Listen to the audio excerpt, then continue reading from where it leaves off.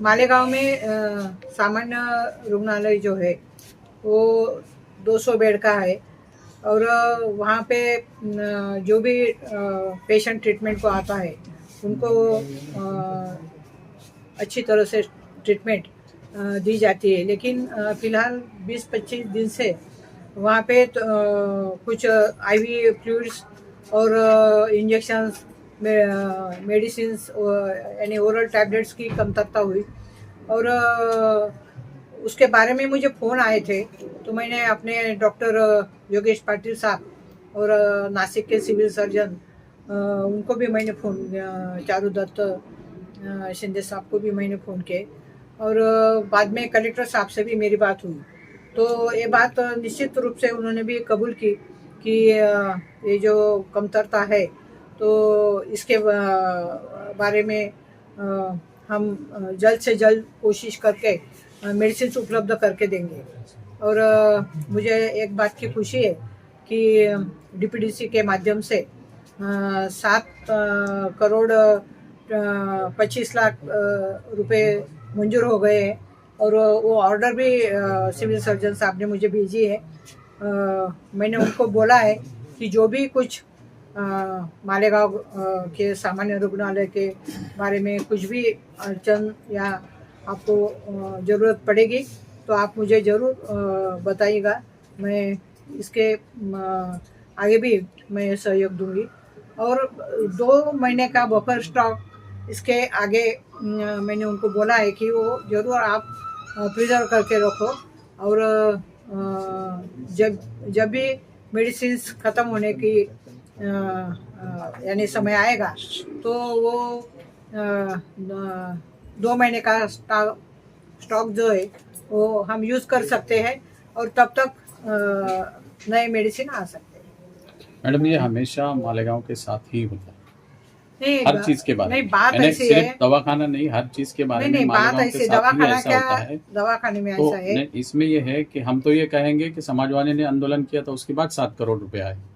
नहीं, आपका ऐसी लेटर कब ऐसी गया? बात उन्हें नहीं है। जी, समाजवादी पार्टी ने आंदोलन किया मैं नहीं बोल सकती, लेकिन जैसे भी मुझे अपने मतदार उन्होंने फ़ोन किए, सामान्य नागरिकों ने फ़ोन किए तो मैंने अपने यहाँ के जो अधीक्षक मेडिकल अधीक्षक है अपने योगेश पाटिल साहब उनको मैंने फ़ोन किया और परिस्थिति मैंने समझ लिया और बाद में सिविल सर्जन और कलेक्टर साहब को मैंने फ़ोन किया कि ये तुरंत जो मेडिसिन है ये उपलब्ध किया जाए और उसके लिए तरतूद किया जाए।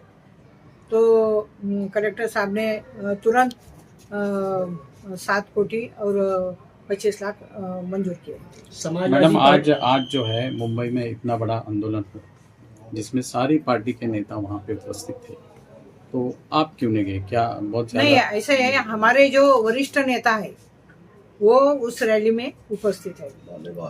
हाँ, कांग्रेस उसके तरफ ध्यान नहीं दे रही है ऐसा? नहीं, ऐसा नहीं है। हमारे वरिष्ठ नेता वहाँ पे उपस्थित है और मैंने सिविल हॉस्पिटल में अपने सामान्य रुग्णालय में ये मीटिंग तय की थी, इसलिए मैं मीटिंग को आ गई। मैडम, समाजवादी पार्टी के मुस्तकिम डिग्नेटी ने गांधी जी पुतले के पास भीख मांगो आंदोलन आपके नाम से भी किया था और एमएलए के नाम से भी। उनका ये कहना था कि डॉक्टर ने आपको लेटर दिए, यहाँ से लेटर मिला कि यहाँ पे दवाई गोली नहीं है, आप लोगों ने कुछ नहीं किया, इसके बाद वो वहाँ पे चंदा मांगने के लिए बैठे दवा गोली के लिए। नहीं, बात ऐसी है कि जैसे ही यहाँ पे दवाइयों की टुकड़ा हो गया, बराबर है, उसके बाद में मैंने सिविल सर्जन और कलेक्टर साहब को मैंने फोन किया 15 दिन उसको तो टाइम लगता है ना, दवा आने को टाइम लगता है। और उन्होंने क्या किया मुझे तो कुछ मालूम नहीं, उन्होंने मुझे किसी ने मुझे फोन भी किया नहीं है। संचालक को फोन किया था मैडम, उप संचालक दवा गोली कब से यहाँ पे मरीजों को मिलेगी? अभी सोमवार के बाद वो अभी जो भी ऑर्डर हुए तो सोमवार के बाद मेडिसिन आना चालू हो जाएगा। मैडम, आपने इसमें पत्र व्यवहार किया या जिला नियोजन समिति ने खुद दिया है ये? नहीं, पत्र व्यवहार नहीं, मैंने फोन किया अपने उप संचालक उनको भी मैंने फोन किया, उनसे मिली, मैं उनको बताया कि ऐसा ऐसा परिस्थिति है और हमारे मालेगांव के जो ये हॉस्पिटल है, सामान्य रुग्णालय, ये 200 बेड का है, 240 260 पेशेंट एडमिट होते हैं। तो यहाँ पे आप ज़्यादा से ज़्यादा मेडिसिन जो है वो उपलब्ध करो, ऐसा मैंने उनको बोला। इसके आगे भी ऐसा ये नहीं होना चाहिए, ये खबरदारी लेने को भी मैंने बोला। 15 दिन से मैं कुछ चंदा मांगने से नहीं हो जाता। महीनों से दवा बढ़ाना। एक मिनट जी, महीने भर से कई महीने से ज्यादा हो गया दवा गोली की यहाँ पे तकलीफ चल रही है। तो अभी तक के ये ना आप लोग क्या कर रहे हैं क्या नहीं, इसको तो आवाम को पता नहीं है। ये चीज तो लोगों को मालूम पड़ना चाहिए ना, क्या हो रहा है क्या पॉलिटिकल नहीं है, ताई पॉलिटिकल नहीं है। मैं आप लोगों से गुजारिश करना चाहता हूँ। और 15 दिन से सीए साहब से मिले हम लोग जाकर के, ये पार्ट प्रवाह जब से चालू है, लेकिन हमने उसको अखबारी बयान नहीं दिया। काम होने के बाद ही कोई भी बयान देना चाहिए, ये हमारा कर्तव्य रहता नहीं, हमारा फर्ज है ना। जिधर भी कुछ भी कमतरता है या दिक्कत है तो ऊपर राज्य शासन है, केंद्र शासन है, उनको बताना हमारा काम है। और वो कोशिश हमने किया है। मोबाइल से रिकॉर्ड होगा आपका नहीं। मोबाइल आप जब आप सुन रहे थे, जब मोबाइल का ये चालू था, तो उस वक्त ही उन्होंने बोला कि आपके वजह से पेमेंट। आप काम कर रहे हो इस मामले में, हम ये नहीं कह रहे हैं कि आप काम नहीं कर रहे, काम आप कर रहे हैं, पत्र व्यवहार कर रहे हैं, लेकिन ये लोगों में ये चीज मालूम नहीं है ना कि आप ये कर रहे हैं कि नहीं कर रहे हैं। नहीं, काम करना ये मेरा कर्तव्य है। हर बात मैं लोगों के पास नहीं जाती हूँ, लोगों को नहीं बताती हूँ, क्योंकि ये हमारा रूटीन काम है। जिधर भी कुछ भी प्रॉब्लम आए तो वहाँ पे जाने का।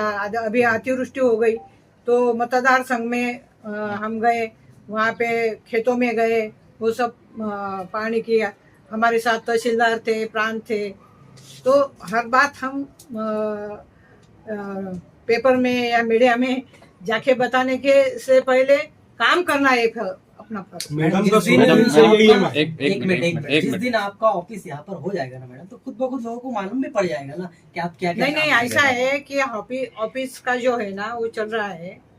तो ऑफिस ऐसा सेंट्रल हमें जगह चाहिए, यानी मध्य मालेगांव और बाह्य मालेगांव, उसके सेंटर में हम जगह देख रहे हैं।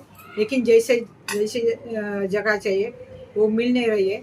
जगह मिलते ही हम ऑफिस डाल देंगे। अभी दुलिया में ऑफिस है, सटाना में है, मालेगांव में करेंगे।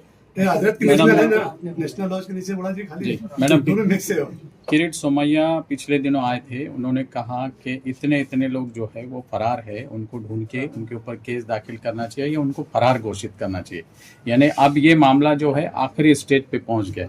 हमने उनसे ये भी पूछा कि क्या आपको ये बात लग गई कि कांग्रेस के उम्मीदवार को 1,98,000 वोट मिले थे, तो क्या ये मालेगांव उसकी सजा भुगत रहा है मालेगांव? ऐसा कुछ भी नहीं है। वो जो है ना वो कुछ भी नरेटिव कर रहे हैं। बीजेपी ने उनको छोड़ा है और वो जो बात कर रहे हैं वो उसमें बिल्कुल सत्यता नहीं है। यहाँ पे कोई भी बांग्लादेशी उनको मिला नहीं, उन्होंने ऐसा है रोहिंग्या मिला नहीं। जो भी उन्होंने उनके कहने से सीएम साहब ने एसआईटी की चौकसी यहाँ पे बिठाई, कुछ मिला नहीं। ये तो अमित शाह का काम है। तो अब एसआईटी जो है उसने रिपोर्ट नहीं, आप ऐसा कुछ करेंगे कि एसआईटी की रिपोर्ट पेश हो जाए या एसआईटी की जांच बंद हो जाए? नहीं, ऐसा है कि एसआईटी की जो जांच है वो 3 महीने 4 महीने चलती है। अभी तो खत्म होने को ही आई होंगी। तो वो जो रिपोर्ट है वो सीएम साहब को भेजेंगे। मैडम, जिन लोगों का जन्म दाखिला रद्द होगा उनको नया दाखिला भी नहीं दे रहे हैं। नहीं, अभी उनको देना पड़ेगा ना। कुछ टेक्निकल प्रॉब्लम की वजह से अगर रद्द हुआ है तो उनको देना पड़ेगा। जो भी कागज पत्र अगर अपने लोग उनको देंगे तो उनको दाखिला देना ही पड़ेगा। मैडम, डिलीवरी के ताल्लुक से कुछ मीटिंग में बात हुई थी, डिलीवरी पेशेंट यहाँ पे आते हैं उनको रिफर दूरिया कर दिया जाता है। नहीं, ऐसा है कि डिलीवरी के जो पेशेंट आते हैं, जो इमरजेंसी पेशेंट होते हैं, यानी टॉक्सिमिया ऑफ प्रेगनेंसी, तो उनको आईसीयू में रखना पड़ता है। 24 तास उसके ऊपर निगरानी होती है। अगर बेड है तो रखते हैं, अगर नहीं है तो वो रिस्क रहती है। तो वो पेशेंट हो दुलिया या नासिक